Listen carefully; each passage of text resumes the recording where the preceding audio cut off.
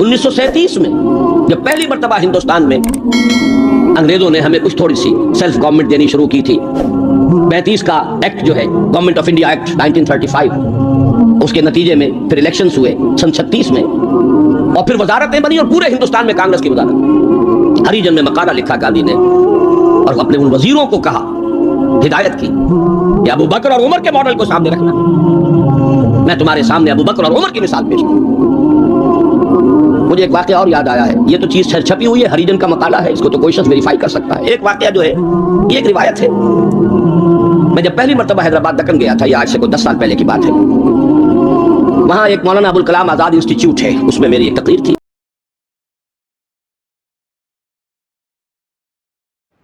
السلام علیکم۔ ڈاکٹر اسرار احمد کے مزید بیانات سننے کے لیے ہمارے چینل کو سبسکرائب کریں۔ جزاک اللہ۔ اس نے پوچھا، اینا ملککم، تمہارا بادشاہ کہاں ہے؟ اسے جواب ملا، لیسا لنا ملکن بل لنا امیرن، ہمارا کوئی بادشاہ نہیں ہے، ہمارا تو ایک امیر ہے، امیر المومنین ہے ہمارا۔ بھئی وہ کہاں ہے؟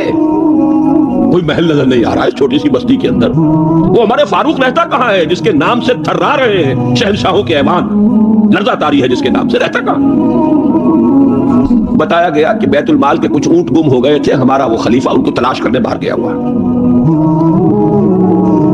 وہ کسی کو ساتھ لے کر گیا ہوگا کہ پہچان تو سکے، تو دیکھا کہ تھک گئے تھے حضرت عمر فاروق، صبح سے تلاش میں تھے، اونٹ نہیں ملے، تھک گئے، دھوپ تیز ہو گئی، تو ایک جھاڑی کے ذرا سائے میں استراحت فرما رہے ہیں، اپنا کوڑا اپنے سر کے نیچے رکھ کر۔ اس نے وہاں کھڑے ہو کر کہا، اے عمر، تم انصاف کرتے ہو لہذا تمہیں کوئی خوف نہیں، ہمارے بادشاہ ظلم کرتے ہیں، ان کی جان کانپتی رہتی ہے، اونچی اونچی فصیلوں کے پیچھے بھی وہ لرزتے رہتے ہیں، انہیں باڈی گارڈز کی ضرورت ہے، ان کے لیے تو طرح طرح کی حفاظتوں کا سامان۔ یہ تھا نظام جو محمد عربی نے دیا صلی اللہ علیہ وسلم۔ دور ملوکیت میں تو پھر وہی ایوان سجے، وہی محل بنے، وہی چہیتی بیویوں کے لیے کروڑوں روپے کے مقبرے تعمیر ہوئے، محل بنے، جا کر دیکھ لیجئے الحمرا، دیکھ لیجئے جا کر محل۔ اب وہ محل ہیں، لا یرا الا مساکنہم، وہ مسکن اور محل نظر آ رہے ہیں، ان میں بسنے والوں کا نام و نشان مٹ گئے۔ لیکن یہ کہ دور بنو امیہ میں تو پھر بھی ابھی اس طرح کے محل نہیں بنے تھے، دور بنو عباس میں آ کر تو ملوکیت جو ہے اپنی پوری شدت کے ساتھ اور پوری تمام شان و شوکت کے ساتھ دوبارہ جو ہے ظاہر ہوئی۔ تو یہ اسلام کی تعلیم پر جو پردے پڑے ہیں، جو سرمایہ داری پھر آ گئی، جاگیرداری پھر آ گئی، بہانوں سے سود کو جائز کیا گیا، بیع مؤجل کے حوالے سے ہی سود کے لیے راستے کھول دیے گئے، یہ سارے جاگیریں دی جا رہی ہیں، یہ سارا کا سارا نظام آ گیا۔ ظاہر بات ہے جسے سعودی ماڈل درکار نہیں، جسے ایرانین ماڈل منظور نہیں، وہ اس ماڈل کو کیسے پسند کرے؟ ماڈل تو اگر چاہیے تو وہ تو خلافت راشدہ کا، اس کا کوئی عملی نمونہ دنیا میں آج نہیں۔ تو اقبال نے یہ کہا تھا کہ اگر ایسا ہو گیا، کاش کہ ایسا ہو جائے، تو ہمیں ایک موقع مل جائے گا کہ اسلام کی تعلیمات پر جو پردے دور ملوکیت میں پڑ گئے تھے انہیں ہٹا کر اسلام کے اصل رخ روشن دنیا کو دکھائیں۔ یہی بات قائد اعظم نے کہی تھی۔ ہمیں پاکستان اس لیے مطلوب ہے کہ عہد حاضر میں اسلام کے اصول حریت و اخوت و مساوات کا ایک نمونہ دنیا کے سامنے پیش کر سکیں۔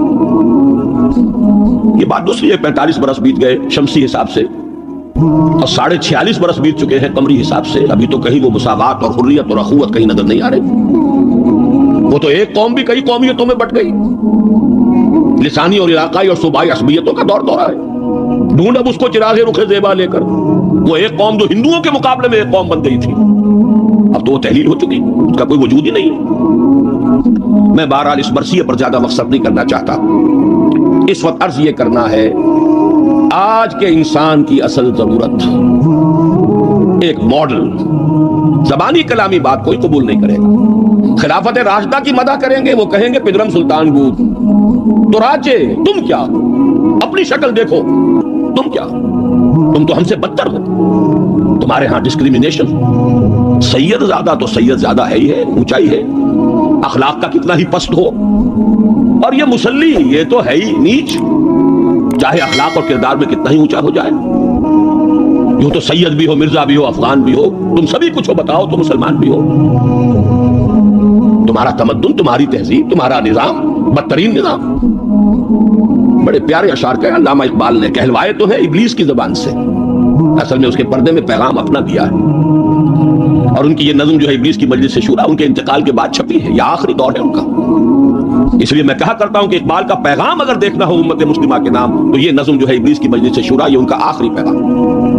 یہ ظاہر بات ہے کہ وہ کوئی نبی تو نہیں تھے معاذ اللہ، عام انسان تھے، ذہنی ارتقاء کے مختلف مراحل سے گزرے ہیں، تو ان کا ارتقاء جہاں تک ہوا ہے اس کی آخری صورت جو ہے وہ نظم ہے کہ جو ارمغان حجاز میں شامل ہے۔ جانتا ہوں میں یہ امت حامل قرآن نہیں ہے، وہی سرمایہ داری بندہ مومن کا دین۔ جانتا ہوں میں کہ مشرق کی اندھیری رات میں بے ید بیضا ہے پیران حرم کی آستی۔ عصر حاضر کے تقاضاؤں سے ہے لیکن یہ خوف، یہ ابلیس کہہ رہا ہے، عصر حاضر کے تقاضاؤں سے ہے لیکن یہ خوف، ہو نہ جائے آشکارا شرع پیغمبر کہیں۔ الحذر، آئین پیغمبر سے 100 بار الحذر۔ حافظ ناموس زن، یہ ہے معاشرت، مرد آزما مرد آفری۔ موت کا پیغام ہر نوع غلامی کے لیے، نہ کوئی فخفور و خاکہ نہ گدائے رہنشی۔ کرتا ہے دولت کو ہر آلودگی سے پاک و صاف، منعموں کو مال و دولت کا بناتا ہے امین۔ اس سے بڑھ کر اور کیا فکر و عمل کا انقلاب، بادشاہوں کی نہیں اللہ کی ہے یہ زمین، یہ ہے انقلاب۔ چشم عالم سے رہے پوشیدہ یہ آئیں تو خوب، ابلیس کہہ رہا ہے نا، چشم عالم سے رہے پوشیدہ یہ آئیں تو خوب، یہ غنیمت ہے کہ خود مومن ہے محروم یقین۔ یہ ماڈل آج کے انسان کی اصل ضرورت ہے۔ اب میں آپ کو بتاتا ہوں نبی اکرم صلی اللہ علیہ وسلم نے یہ ماڈل دیا کہ نہیں دیا؟ حضور صلی اللہ علیہ وسلم کا یہ ماڈل آج دنیا کا ہر باشعور انسان یہ ماننے پر مجبور ہے کہ آئیڈیل ماڈل، بدترین دشمنوں نے اقرار کیا۔ ایم این رائے 1920 میں لیکچر دیا اس نے، ہسٹوریکل رول آف اسلام، لاہور میں دیا، وہ کتاب اب بھی بھارت میں چھپتی ہے۔ اس نے کہا کہ تاریخ انسانی کا عظیم ترین انقلاب وہ ہے جو محمد نے برپا کیا صلی اللہ علیہ وسلم۔ گاندھی نے 1937 میں جب پہلی مرتبہ ہندوستان میں انگریزوں نے ہمیں کچھ تھوڑی سی سیلف گورنمنٹ دینی شروع کی تھی، 35 کا ایکٹ جو ہے گورنمنٹ آف انڈیا ایکٹ 1935، اس کے نتیجے میں پھر الیکشنز ہوئے سن 36 میں، اور پھر وزارتیں بنی اور پورے ہندوستان میں کانگریس کی وزارت۔ ہریجن میں مقالہ لکھا گاندھی نے اور اپنے ان وزیروں کو کہا، ہدایت کی کہ ابو بکر اور عمر کے ماڈل کو سامنے رکھنا۔ میں تمہارے سامنے ابو بکر اور عمر کی مثال پیش کروں۔ مجھے ایک واقعہ اور یاد آیا ہے، یہ تو چیز چھپی ہوئی ہے، ہریجن کا مقالہ ہے، اس کو تو کوئی شخص ویریفائی کر سکتا ہے۔ ایک واقعہ جو ہے یہ ایک روایت ہے، میں جب پہلی مرتبہ حیدرآباد دکن گیا تھا، یہ آج سے کوئی 10 سال پہلے کی بات ہے، وہاں ایک مولانا ابوالکلام آزاد انسٹیٹیوٹ ہے، اس میں میری ایک تقریر تھی، کھچا کھچ بھرا ہوا ہال۔ ایک صاحب جو گورنر رہے تھے، پرانے کانگریسی بوڑھے 80 برس کی عمر کے گورنر رہے تھے بہار کے، بھی نام مجھے اس وقت ذہن سے اتر گیا ہے، وہ ان کی صدارت تھی۔ وہاں میں نے تقریر کی مولانا ابوالکلام آزاد مرحوم کے ایک زندگی کے بارے میں، اب اس کا تفصیل میں یہاں بیان نہیں کروں گا۔ تو ایک صاحب جو وہاں ریٹائر ہوئے تھے عثمانیہ یونیورسٹی سے as head of the political science department, وہ مجھ سے ملے۔ انہوں نے ایک تو مجھے یہ کہا کہ آج تک ابوالکلام کے بارے میں اگرچہ میں نے 20 لوگوں کو پی ایچ ڈی کرا دی ہے مولانا ابوالکلام آزاد کی زندگی اور ان کے خیالات، افکار، نظریات، ان پر 20 کو میں نے پی ایچ ڈی کرائی ہے اپنی نگرانی میں، لیکن اتنا کلیئر کانسیپٹ میرے سامنے ابوالکلام کا آج تک نہیں تھا۔ اور وہ 2 جملے میں بیان کر دیتا ہوں۔ میں نے یہ کہا کہ ابوالکلام کی زندگی کے 2 دور تھے، 1912 سے لے کر کا اور 1920 تک کا ابوالکلام، یہ تسلسل تھا تحریک شہیدین کا، سید احمد بریلوی رحمت اللہ علیہ اور شاہ اسماعیل شہید رحمہ اللہ، ان کی جو تحریک جہاد تھی اس کا معنوی تسلسل ہے ابوالکلام، الہلال اور البلاغ والا ابوالکلام۔ لیکن پھر 1920 میں اس نے ہمت ہار دی، ماحول سے تعاون نہیں ملا، مخالفت ہوئی علماء کی طرف سے، اس کھاتے کو بند کر کے حزب اللہ کا کھاتا، حکومت الہیہ کے قیام کی جدوجہد، یہ چیپٹر کلوز کیا ابوالکلام۔ 1920 سے لے کر اور پھر 1958 تک اپنے انتقال تک کا یہ جو دور ہے ابوالکلام کا، یہ ہے 1857 کی جنگ آزادی کا تسلسل۔ اگر آپ کے ذہن میں اپنی پچھلی صدی کی یہ دو تحریکیں ہوں، 1930 کی جو تحریک تھی 1830 کی، 1826 سے لے کر 1831 میں پھر شہادت ہوئی بالا کوٹ میں، یہ جو تحریک تھی اس کا تسلسل ہے الہلال اور البلاغ والاب الکلام۔ 1857 میں جنگ آزادی تھی، انگریز کے خلاف بغاوت، اسے غدر کہتے تھے، اب جنگ آزادی کہتے ہیں۔ انگریزی دور میں ہم نے جب تاریخ پڑھی تھی تو وہ غدر کے نام سے تھی، اس میں ہندو اور مسلمان دونوں شریک تھے، متحدہ جدوجہد تھی انگریز سے نجات پانے کی۔ تو ابو الکلام کی 1920 کے بعد سے لے کر باقی زندگی جو ہے وہ در حقیقت مانوی تسلسل ہے اس جنگ آزادی کا جو 1857 میں لڑی گئی اور ناکام ہو گئی۔ ناکام تو وہ بھی ہو گئی، تحریک شہیدین بھی ناکام، 1857 کی جنگ آزادی بھی ہو گئی۔ بہرحال انہوں نے ایک بات تو یہ بتائی، اور مجھے اصل میں جو یاد آیا تھا معاملہ وہ ان کے ایک اور قول کا تھا۔ 1917 میں وہ کہتے ہیں کہ میں علی گڑھ میں پڑھتا تھا، اس وقت تک وہ صرف ایک کالج تھا، ابھی یونیورسٹی نہیں بنا تھا، اور ہاسٹل میں رہتا تھا۔ تو ایک روز شور مچ گیا، گاندھی جی آئے، گاندھی جی آئے، گاندھی جی آئے۔ گاندھی ابھی نئے نئے آئے تھے ساؤتھ افریقہ سے، اور وہ گویا کہ انڈیا کے پولیٹیکل ہورائزن پر ابھی وہ ایک رائزنگ سن کی حیثیت سے تھے۔ شور مچ گیا، گاندھی جی آئے، گاندھی جی آئے۔ خیر وہ ہم نے ان کو گھیر لیا، کہا کچھ خطاب کیجیے۔ انہوں نے کہا خطاب نہیں، میں تو صرف دیکھنے آیا تھا، اور وہ گیا تھا۔ پہلے حاضری دی تھی سر سید کی قبر پر۔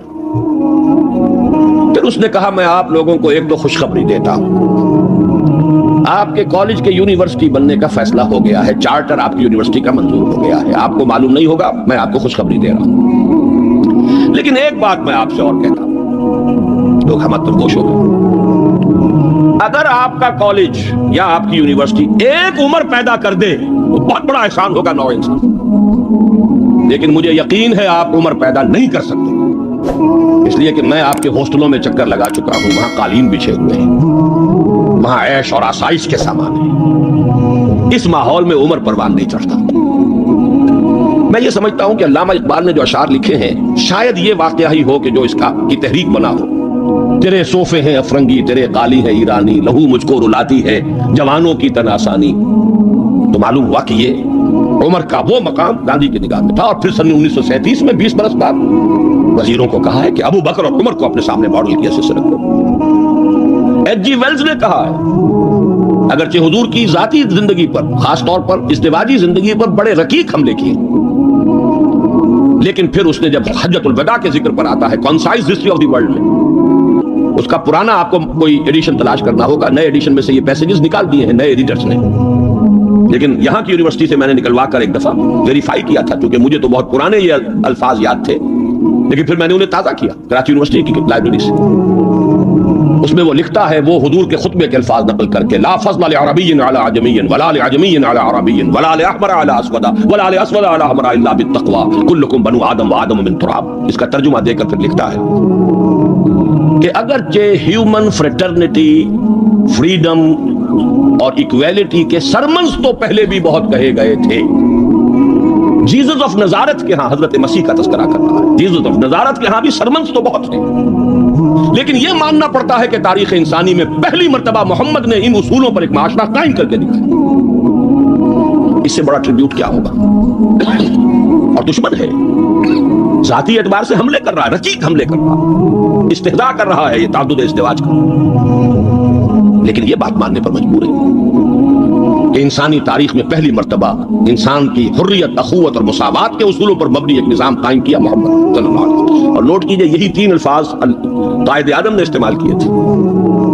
ہم پاکستان اس لیے چاہتے ہیں کہ عہد حاضر میں اسلام کے اصول حریت و اخوت و مساوات کا ایک نمونہ دنیا کو دکھائیں۔ اسی طرح پھر ڈاکٹر مائیکل ہارٹ کی دی 100 مشہور کتاب ہے۔ بہرحال یہ ماڈل، یہ رحمت محمد الرسول اللہ صلی اللہ علیہ وسلم انسان کو عطا کر چکے ہیں، اور اپنے تو بہرحال مدح کریں گے ہی، اپنوں کی تو آنکھ محبت اور عقیدت کی آنکھ ہے، لیکن میں نے یہ گواہیاں دی ہیں اغیار کی، دشمنوں کی۔ اب آئیے دوسری آیت کی طرف، لقد کان لکم فی رسول اللہ اسوۃ حسنہ۔ یہاں خطاب ہو رہا ہے تمہارے لیے اللہ کے رسول کی زندگی میں، اللہ کے رسول کی شخصیت میں ایک عمدہ نمونہ ہے۔ پہلے تو غور کیجئے لکم سے مراد کیا ہے؟ یہاں خطاب مسلمانوں سے ہے، یہاں پوری نوع انسانی سے نہیں ہے، یہ فرق ہے، نوٹ کر لیجئے۔ پہلی آیت کے مقابلے میں خطاب کا رخ اس آیت میں یہ محدود ہے مسلمانوں کی طرف خطاب. اے مسلمانوں تمہارے لیے رسول کی شخصیت میں ایک عمدہ نمونہ ہے. آپ کہیں گے کس دلیل سے یہ کہہ رہے ہیں؟ اسی آیت کا جو دوسرا ٹکڑا ہے وہ عام طور پر پڑھا نہیں جاتا. لقد كان لكم في رسول الله اسوة حسنة لمن كان يرجو الله واليوم الآخر وذكر الله كثيرا. اس شخص کے لیے اسوہ ہے حضور کی زندگی اور شخصیت جو 3 شرطیں پوری کرے. جیسے کہ قرآن مجید خود اپنے بارے میں کہتا ہے هدى للناس شهر رمضان الذي انزل فيه القرآن هدى للناس وبينات من الهدى والفرقان. لیکن سورہ بقرہ ہی کے شروع میں کہتا ہے هدى للمتقین. ستیارت پرکاش کے مصنف نے سوامی دیانند سرسوتی نے تو اعتراض کیا تھا اس پر. 14واں باب بدنام زمانہ 14واں باب یاد ہوگا. اس کا حل کیا ہے اس اشکال کا؟ قرآن اپنی جگہ ہدایت ہے پوری نوع انسانی کے لیے تا قیام قیامت، لیکن اس سے استفادہ وہی کرے گا جس میں استفادے کی پیاس اور طلب. پیاس ہی نہیں، بہترین مشروب رکھ دیجئے پیے گا نہیں انسان.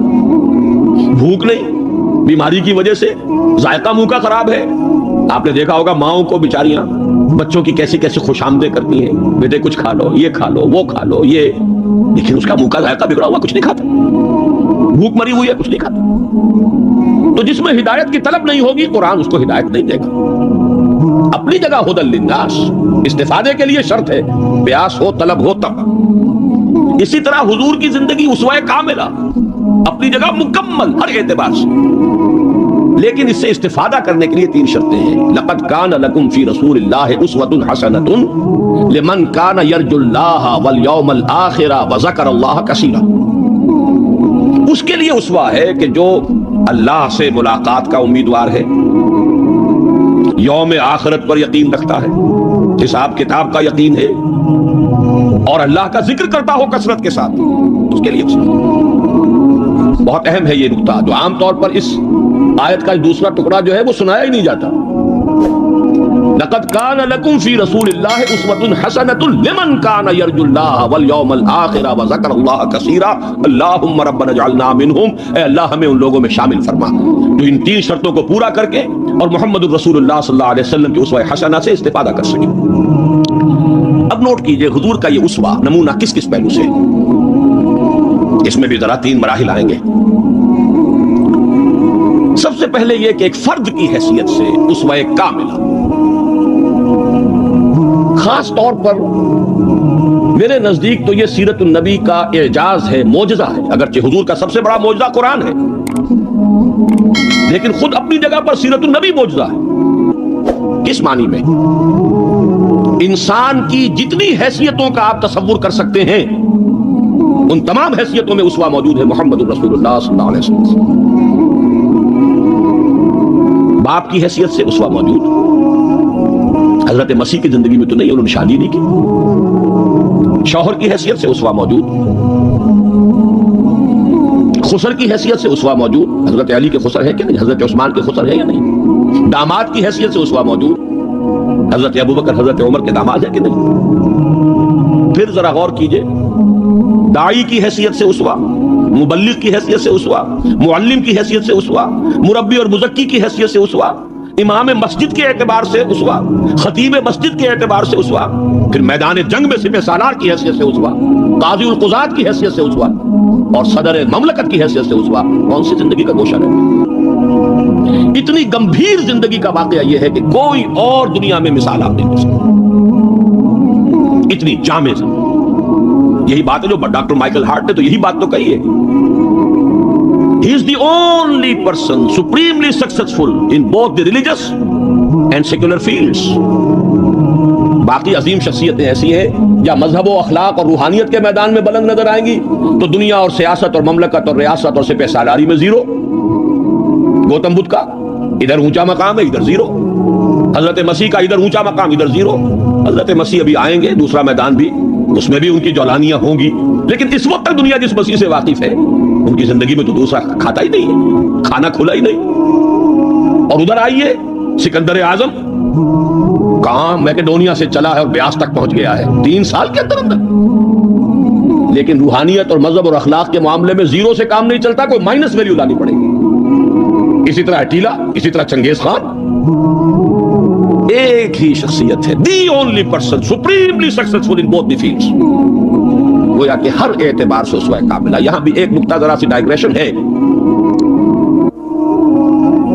ایک پہلو ایسا ہے انسانی زندگی کا جس میں حضور اس کا کی شخصیت یا آپ کی سیرت اسوہ نہیں ہے.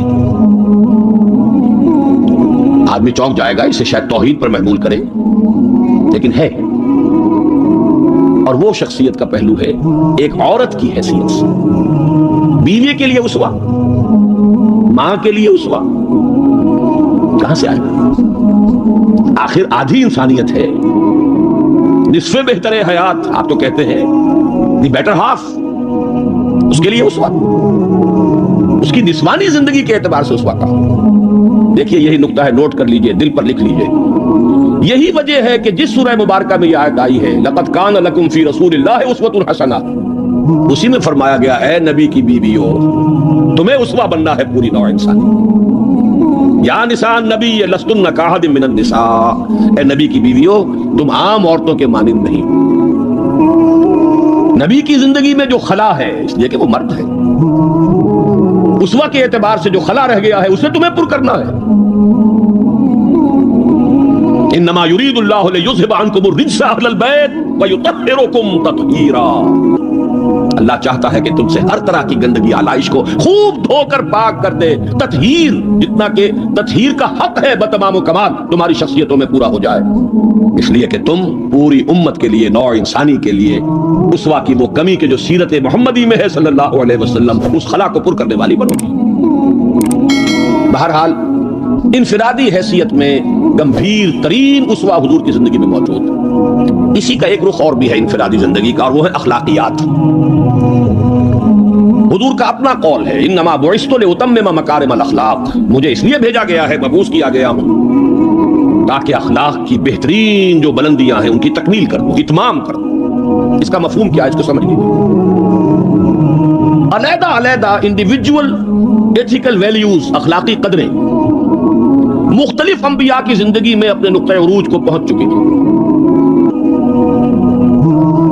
صبر میں حضرت ایوب سے آگے کس کا مقام ہوگا؟ ان کے تو نام کا جز ہے ایوب صابر، محاورہ ہے صبر ایوب.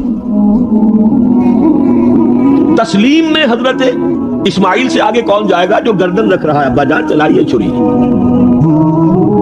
ستجدنی انشاءاللہ من الصابرین، سر تسلیم خم ہے جو مزاج یار میں آئے، اس سے کوئی اونچا مقام ہوگا؟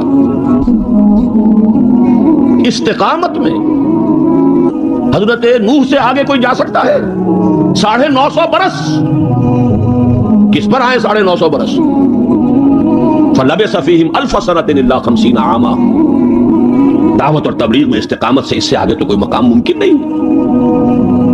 غیرت اور حمیت اور جلال دین کے لیے حضرت موسیٰ سے آگے کون جائے گا؟ زہد اور لذات دنیا سے کنارہ کشی میں حضرت مسیح اور حضرت یحییٰ سے آگے کون سا مقام؟ اب کمی کون سی تھی؟ یہ ہے بات سوچنے کی. پھر اتمام کس کا کیا حضور؟ یہ اتمام ہے جامعیت کا اتمام. ان تمام اقدار کو جمع کر کے ایک بہترین گلدستہ توازن، اعتدال کے ساتھ ان سب کو ایک شخصیت میں جمع کر دینا، یہ ہے وہ اتمامی اور تکمیلی شان جو محمد رسول اللہ صلی اللہ علیہ وسلم کی ہے اس میدان میں.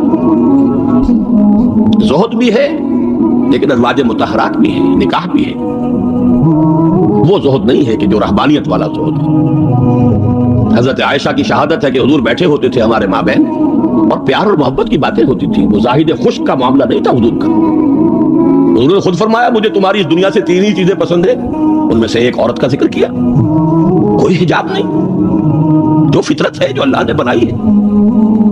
بھرپور عائلی زندگی پسند کی ہے. بہت محبت کرنے والے اور محبت دینے والے شوہر تھے محمد صلی اللہ علیہ وسلم. لیکن جیسے ہی اذان کی آواز آتی تھی ایسے اٹھ کر چلے جاتے تھے کہ جیسے ہم سے کوئی تعلق ہی نہیں، سروکار ہی نہیں، ہم سے واقف ہی نہیں کہ ہم کون. یہ ہے وہ درمیان قار دریا تختہ بندم کردئی باز می گوئی کے دامن تر مکن ہوشیار باش. اچھا دیکھیے یاد آ گیا ہے، آپ کی بھی طبیعت اس وقت جو ہے میں تو دیکھ رہا ہوں آمادگی ہے، وقت کچھ زیادہ بھی صرف ہو جائے تو کوئی حرج نہیں.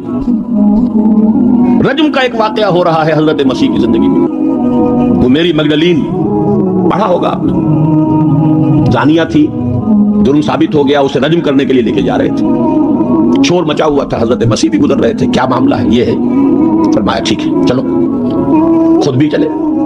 अब जब उसे बांध दिया गया, अब खड़े होकर फरमाया ठीक है, कानून है रज्म का और ये शरीयत मूसवी का हुक्म है, रज्म होना चाहिए, लेकिन इसको पहला पत्थर वो मारे जिसने खुद कभी जिना न किया। मैं कहता हूं हैरतनाक बात है ये कि इतनी शराफत उन लोगों में थी कि एक एक जो है वहां से खिसकना शुरू हो गया, मजमा छट गया। ये एक रुख है जिंदगी का। हुजूर की शख्सियत में अब आपको दो रुख जमा मिलेंगे। वो गामिदिया खातून आई है, उसने कहा हुजूर मुझसे वो खता हो गई है, मुझे पाक कर दी। हुजूर ने पूछा कि कहीं कोई हमल तो नहीं है? जी हमल भी है। तो जाओ, जुर्म तुम्हारा है, उस जान का क्या जुर्म है जो तुम्हारे पेट में है? वज़े हमल के बाद आना। अब आई है वो वज़े हमल के बाद, बच्चा गोद में है। हुजूर वो मरहला तय हो गया, मुझे पाक कर दीजिए, रज्म कर दीजिए, मैं पाक हो जाऊं, दुनिया की सदा में भुगत लूंगी, आखिरत में अल्लाह मुझे बचा। फरमाया अभी तो इस बच्चे की जिंदगी तुम्हारे साथ वाबस्ता है, जाओ दूध पिलाओ। कुछ दिनों के बाद फिर आई है, बच्चे के हाथ में रोटी का टुकड़ा है, खा रहा है। फरमाया हाँ ठीक है, ले जाओ इसको रज्म कर दो, अल्लाह का हुक्म है। ला ताखुज़कुम राफतुन फी दीनिल्लाह वला ताखुज़कुम बिहिमा राफतुन फी दीनिल्लाह। अल्लाह का हुक्म है, करना होगा, चाहे अपने सीने पर पत्थर रखना पड़े, अब रज्म करना। लेकिन जब रज्म हो गया है और वो खातून जो है उनका इंतकाल हो गया, किसी की जबान से निकल गया कितनी बेहया औरत थी, हुजूर ने डांट दिया। नहीं, इस औरत ने वो तौबा की है कि अगर तमाम मदीने वालों पर तकसीम कर दी जाए तो सबकी निजात का जरिया बन जाए। ये तवाज़ुन है, हुक्म रब का नफाज भी है, उसमें अपनी जाती शफकत को आड़े नहीं आने देना है। लेकिन ये नहीं है कि उससे कोई सूए-ज़न हो। मरीज से दुश्मनी नहीं होती, मरज से दुश्मनी होती। मरीज से तो हमदर्दी होती, और इसने तो वो तौबा की है। बहरहाल इनफिरादी सतह पर मैंने एक तो अर्ज किया कि उसवे मोहम्मदी की जामियत कुबरा। नंबर 2, अखलाकी मैदान में तकमील, यानी तमाम जितनी अखलाकी अक़दार हैं बुलंद और आला, उनका मजमुआ हसीन गुलदस्ता, जिसमें हर शय अपने अपने मकाम पर सही तवाज़ुन और एतदाल के साथ है। ये है खास मामला मुहम्मदुर रसूलुल्लाह सल्लल्लाहु अलैहि वसल्लम। दूसरा उसवा हुजूर का वो मैं बयान कर चुका, एक मॉडल पेश कर दिया, नौ इंसानी के लिए एक मॉडल, वो निजाम कायम किया। किसने किया? मुहम्मदुर रसूलुल्लाह ने किया सल्लल्लाहु अलैहि वसल्लम। अगर ये नोट कर लीजिए कि उस मॉडल का जो असल है दौर, वो है दौरे फारूकी। यहां भी कहीं आप ये ना कहें तौहीन कर रहा, दौरे नबवी नहीं है उसका मॉडल। क्यों? हुजूर की हयात तैयबा में तो अभी इनकलाबी अमल जारी था, रेवोल्यूशनरी प्रोसेस था अपने पूरे जोबन के ऊपर। निजाम कायम हुआ और आपका इंतकाल हो गया, बल्कि आपने खुद चूज किया है। अल्लाहुम्मा फिर रफीक़िल आला, अल्लाह बस मेरा काम पूरा हो गया, अब मैं मजीद यहां रहने को तैयार नहीं। खुद खुतबा दिया आपने। बल्कि इसे अगर सूए अदब न समझा जाए तो मेरे दिल में तो एक बात है कि अगर हुजूर के कदमों में अल्लाह ने पहुंचा दिया मैदान क़यामत में या आलम आखिरत में, तो शिकवा करूंगा कि हुजूर आपने जल्दी की। अभी जो अरब ईमान लाए थे, यदखुलून फी दीनिल्लाहि अफ़वाजा, अभी उनकी कुछ और तरबियत आप फरमाते, कुछ और दिन आप दुनिया में क़याम फरमाते। चॉइस होता है नबी का, ये तो हुजूर की हदीस है। अंबिया का मामला खास है कि जब वक्त आ जाता है उस वक्त उन्हें चॉइस दे दिया जाता है। अभी मजीद रहना चाहते हैं तो रहिए, और अगर वापस आना चाहते हैं तो ठीक है, आपका वो वक्त जो है हो चुका। इसी पर तो हुजूर ने फरमाया था, मरद वफात में जब जरा सा वक्फा हुआ है और इफाका हुआ है, हजरत अबू बकर नमाज पढ़ा रहे थे मस्जिद नबवी में, और हुजूर फिर अपने उस इफाके की वजह से हजरत अली और हजरत अब्बास रजी अल्लाह तआला अन्हुमा के कंधों पर अपना एक एक हाथ दस्ते मुबारक रखकर मस्जिद में तशरीफ लाए। हजरत अबू बकर हटने लगे पीछे। जब आप इमामत फरमाया, आपने इशारे से कहा नहीं तो मैं इमामत करूं। हजरत अबू बकर के पहलू में बैठ गए, खड़े नहीं रह सके।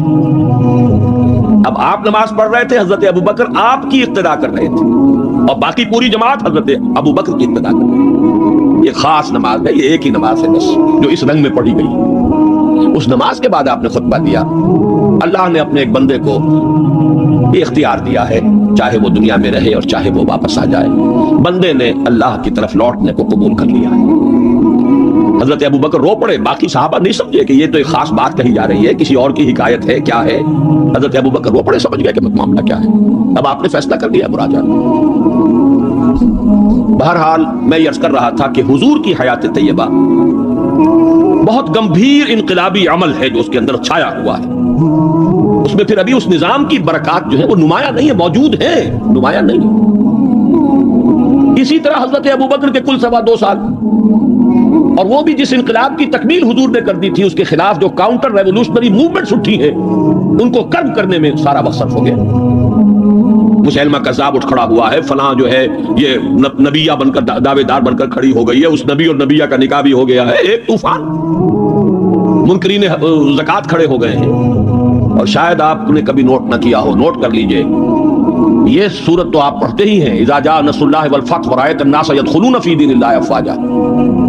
لیکن یہ کہ اس کی ایک برعکس تصویر بھی ہے, وہ دیکھ لیجئے کہ حضور کے انتقال کے بعد وہ جو فوج در فوج آئے تھے, فوج در فوج نکل بھی گئے تھے. یخرجون من دین اللہ افواجا. اور دارالاسلام جو ہے وہ صرف مدینے تک محدود ہو کر رہ گیا تھا. حضرت ابو بکر کی فضیلت جو ہے در حقیقت اسی سے ظاہر ہوتی ہے. with an iron fist and with an iron will, جس طرح آپ نے مقابلہ کیا اور کرش کر دیا ہے تمام جو بھی قوتیں اٹھی. حضرت عمر تک گھبرا رہے ہیں, مشورہ دے رہے ہیں کہ دیکھیے ایک دم 3 محاذ نہ کھول لیجئے, حالات بڑے خراب ہیں, بڑے نازک ہیں. آپ نہ تو جیش اسامہ کو روک رہے ہیں, ٹھیک ہے آپ کا کہنا ہے کہ جس لشکر کا عالم جو ہے حضور نے عطا کر دیا ہو, میں کیسے اس لشکر کو روکوں. پھر آپ مدعیان نبوت کے خلاف بھی لشکر بھیج رہے ہیں, وہ بھی سمجھ میں آتا ہے, وہ تو کافر ہو گئے, مرتد ہو گئے, لازماً ان کے خلاف تو جہاد کرنا ہے. لیکن کم سے کم ان زکوٰۃ کا انکار کرنے والوں کے معاملے میں سوچئے, نرمی کیجئے, تیسرا محاذ نہ کھولیے. انہوں نے نہ کسی نئے نبی کی دعوت کو قبول کیا ہے, نہ وہ ابھی نماز کا انکار کر رہے ہیں, بلکہ زکوٰۃ بھی یہ نہیں کہتے کہ ہم نہیں دیں گے, صرف یہ کہتے ہیں کہ ہم حکومت کو نہیں دیں گے. تو تھوڑی سی نرمی کیجئے. حضرت عمر کو ڈانٹ پلائی حضرت ابو بکر نے, اے عمر تم دور جاہلیت میں تو بڑے سخت تھے اور بڑے ہمت والے تھے, اسلام میں آ کر کمزور ہو گئے. السلام علیکم. ڈاکٹر اسرار احمد کے مزید بیانات سننے کے لیے ہمارے چینل کو سبسکرائب کیجیے. جزاک اللہ.